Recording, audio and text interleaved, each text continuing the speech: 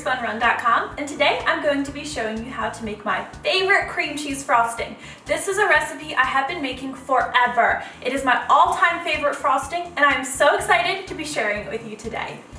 This recipe only calls for 5 ingredients: cream cheese, butter, powdered sugar, vanilla extract, and salt. So let's get started. For this cream cheese frosting, I am going to be using my electric stand mixer. You guys know I love my KitchenAid, but you can absolutely use an electric hand mixer instead. I don't really recommend making this by hand unless you want a really good arm workout.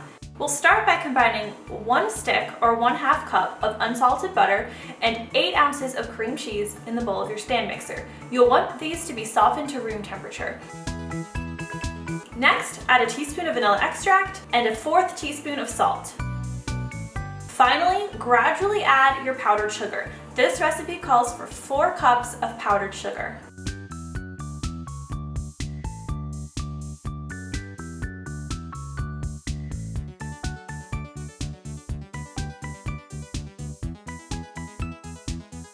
Make sure to scrape the sides and bottom of the bowl so that you get all of your powdered sugar well incorporated.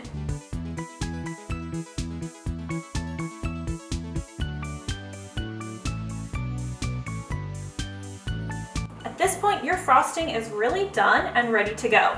Look at how smooth and creamy that is. I'm going to put this in a piping bag and pipe it on some cupcakes. But this makes enough to spread on a 2-layer 8-inch or 9-inch cake as well.